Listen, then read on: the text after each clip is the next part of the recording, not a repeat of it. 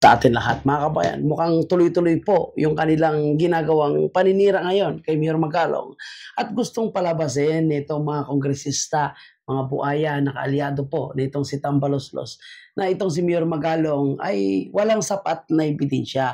Kaya ngayon pinipilit nila or gusto nilang pressurein si Mayor Magalong at sa pilitan na ilabas po ang kanyang mga ebidensya. Pangalanan daw po ni Mayor Magalong kung sino po itong sinasabi ni Mayor Magalong na mga kongresista na involved dito po sa mga maanumalya ng construction project ng DPWH, particularly po dito sa flood control project na ito.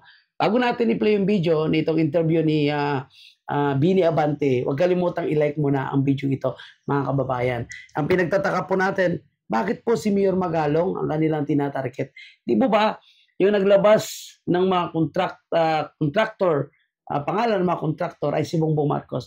Bakit hindi pala nila pipressurein itong si Bongbong Marcos bilang presidente na ilabas na yung mga pangalan ng mga contractor na yan? Bakit si Mayor Magalong? Sabi nga ni Mayor Magalong, kailangan niya pa i-verify ang mga report na ito. Pero mayroon siyang listahan. Hindi naman 67 eh. Wala siyang binanggit na 67 na mga kongresista. Kundi ang nabanggit niyan ay si Ping Lacson. Anyway, pakinggan nyo itong si Bini Abante, mga kabayan po natin, na naghahamon kay Mayor Magalong. Sa lahat, may hamon po kayo kay Baguio City Mayor Benji Magalong. Can you clarify that, sir? Yung alin po, Greg? Yung hamon po ninyo kong kay Bingi-bingian. Magalong. Unang-una, inamon ko siya na halimbawa siguro, hindi naman siguro talagang serious ang kanyang sinasabi, pwede naman siya mag-apologize. Na sinabi niya na ayaw niya mag-apologize. So, ang pinakamagandang gawin niya, sinabi ko nga dito, the honorable thing na pinakailangan gawin niya, kung talagang meron siyang alam, sabihin niya na kung sino yung mga yan. No? So, bakit hihingi pala ng tawad si Mayor Magalong? At investigador yan si Mayor Magalong, di ba? At kung credibility lang yung pag-uusapan natin, doon tayo kay Mayor Magalong. Kasi totoo talagang nanalo yun at sinuportahan ng taong bayan. Itong si Bini Abante, mga kababayan po natin, hindi naman sinusuka na to ng kanyang mga kadistrito Pinanalo lang ni Comelec Garcia. Sinima yan sa big document, testify under oath. At para malinis po natin ang sistema na nais tayo talagang maging malinis. Klaruhin lang po natin, siya ho ba ay nakatanggap na ng imbitasyon mula sa mga komite sa Kongreso para humarap sa mga pagdinig? Actually, hindi ko talaga nalaman na meron siyang natanggap. Pero palagay ko yung head ng Tribe Committee, si Terry Hittington, nagsabi na publicly na siya ay imbitado na humarap. Pero ang Kamara ho ba ay may just in case, no? Na tumanggi itong si Mayor Magalong, ang Kamara ho ba ay may kapangyarihan na isamon itong si Mayor Magalong kasama na yung mga ebidensyang sinasabi niya? Bakit hindi? Siya ang unang-unang whistleblower. Kaya may karapatan ng Kamara, may karapatan ng Tribe Committee na ipatawag siya. Ito na naman, mga kababayan po natin, gagamitin na naman yung kanilang kapangyarihan dyan ba? Yung kanilang power of contempt, yung kapangyarihan daw nila na itatawag, karapatan daw po nila na ipapatawag para pressurein po yung mga resource person nila. Alam mo, nakakatawa lang dito, mga kabayan po natin. Kasi parang ang TRICOM na gagawin nila ngayon para sa flood control na ito, ay parang ito po is lutong Macau. No? Lutong Macau yung gagawin dito, mga kababayan. Dahil paano mo imbestigahan yung sarili mo? At paano nila questionin or talagang pipigain ang mga kongresista na kasamahan nila para paaminin na involved sa pagiging contractor. Yung mga kaibigan nila dyan, kasamahan nila sa grupo na yan. Kasamahan din po nila sa mga pumirma sa impeachment ni Vivi Sara. Kaututang dila nila yung mga kongresista dyan. O ganyan si Saldico. No? Di ba? Dating kaibigan din nila yan. Naging chairman ng Committee on Appropriation at yan po ang isa sa involved sa mga insertion at mga blanco po. Kanang kamay ni Martin Romualdez yan. Itong sinasabing congressman na involved sa Oriental Mindoro, si Congressman Panaligan. Kilala nila yan. Kaibigan nila yan.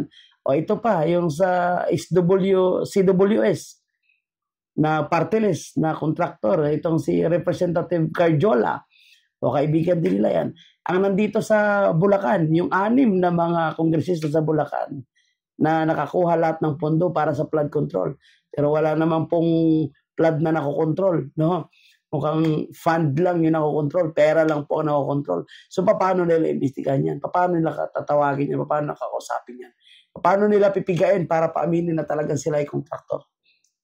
Tandaan natin mga kabayan, wala naman ata nag-aamin na magnanakaw. And bakit si Mayor Magalong? Diba? Si Mayor Magalong, nagbibigay yun sa kanila ng tip eh. Ang trial committee, nagpalawag siya. Kasi nung huli... Talagang meron siyang tinatago na sinabi naman niya na alam niya kung sino-sino yung mga yan eh. Hindi sabihin niya na, ba't kinakailangan pang mag-obligation siya ng black? Si Bongbong Marcos nga, hindi nga pinangalanan eh. Diba? Bakit si Mayor Magalong pilitin nyo? Dapat pilitin nyo si Bongbong Marcos kasi untouchable yun. Sa buong kamera, diba? Kung kasi itong si Mayor Magalong, nung huling nakausap namin dito last week, sinabi niya na willing siyang humarap sa mga pagdinig ng Kamara, pero hindi niya dadalhin yung mga ebidensyang hawak niya. Dahil meron daw siyang trust issues sa Congress. Your comment, please. Kung halimbawa, hindi siya wala siyang tiwala sa Kongreso, talagang magiging honorable ang magiging investigation dyan. Ako, naniniwala rin ako na pwede natin gawing independent commission yan. Oo. Bilang independent commission, wala sa Kongreso yan. Palagay ko, harap na siya. Sabihin niya ng mga pangalan. Lahat ng mga pangalan na sinasabi niya na alam niyang meron siyang ebidensya, sabihin niya na ako, I'm in favor of an independent commission to investigate on this. So kung pabor sila na magkaroon ng independent commission, dapat wag na sila mag-imbestiga ng kanilang sarili. Kasi kung magpapaimbestiga po sila for age of legislation, ano namang batas yung ipapasa nila? Doon sa Quadcom, anti-EGK, anti-Lustay. Anong klaseng batas yun? Naku po, mga kabayan po natin, circus na naman ito. Pangalanan po niya, ano yung next step ng Kamara hinggil dito? Ang next step ng Kamara siguro, hindi lang yan imbestigahan na. Imbestigahan na sapagkat sinabi naman ni Congressman Terito na kung mayroong talagang dapat imbestigahan sa Kamara, imbestigahan na yan. O meron din pwede mag-complain sa Committee on Ethics tungkol dyan, imbestigahan na rin. Pero mas maganda siguro na magkaroon na ng independent commission para ang investigasyon ay walang bahid ng anumang bias. Walang bahid ng bias. Kayo ngayong involved, mga kongresista ngayong involved. At ako, hindi ako naniniwala dyan na magkaroon ng independent investigation sa House of Representatives. Kasi karamihan naman sa kanila ay involved po sa mga maanumalyang construction. Involved naman sila dyan sa hatian sa mga proyekto nila sa bawat distrito o yung mga hinihingi nilang budget para po sa kanilang distrito. Kaya nga ilagyan nila ng malaking insertion sa DPWH. Kini-question po yan ni Atty. Vic Rodriguez, ni Congressman Ungab, yung mga napakalaking insertion. At binulgar din po yun ng kapwa nila Congressman na si Congressman Toby Chanco na ginagawa talaga nila yung mga malaking insertion na ito dahil sa kanilang mga personal na interest. Diba? Itong AAC, AKAP, AX, TUPAD, o MAEG, lahat yan ay dapat serbisyo ng mga ahinsya ng gobyerno pero pinapakialaman ng mga congressman. O ngayon sabihin nila, bakit si Mayor Magalong dapat daw ilabas at dapat pangalan ni Mayor Magalong? Bakit pipresyo rin na si Mayor Magalong? Sabi nga ni Mayor Magalong sa ilang interview, mayroon po siyang pangalan pero kailangan niya pa ito imbestigahan ng maigi at i-verify. Dahil sabi niya nga, mahabang proseso ito. At ang mga impormasyon na nakuha niya ay galing din po yan sa mga kapwang mayor niya na nakasama doon sa Mayor for Good Governance.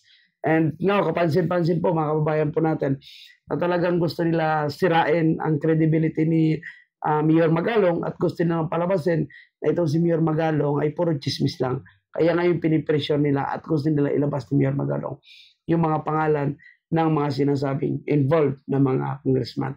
Kaya tama yan, no? Sisipot si Mayor Magalong, sasagot po siya sa mga tanong, pero hindi niya ibibigay. Mahirap na, baka mamaya babalik ta rin yan sa kanya. Ito, ito nga, talo na nga itong si Bini Abante, na panalo pa nila dahil gusto nila na matupad ang kanilang gusto nga or kanilang plano na ituloy itong Quadcom o ngayon ginawa nilang Tricom para po sa mga anomalya ng gobyerno. At wala namang magandang ginawa yung Quadcom nila, palpak naman yun pera lang taong bayan, sinayang lang po nila. At yun is talagang pro Tamba na investigation yun and anti-Duterte for impeachment at the same time yung pagpapakulong kay Presidente Duterte sa dahig. Yun ang naging purpose. At ginamit pa nga yun ng ICC ata yung sinasabing hearing sa committee na kung saan ay kasama doon sa kanilang pinaimbestigahan yung issue po ng AJK. Yan po, mga kabayan po natin, abangan po natin yung magiging circus na hearing po sa House of Representatives. Pero gusto natin yung totoo talaga at malinis na investigation, doon tayo sa Senado, sa committee ni Senator Marcolita. Maraming salamat at yan po yung ating update. Thank you. And huwag kalimutan i-like dito po sa ating Bugtaw, Pilipinas. God bless everyone.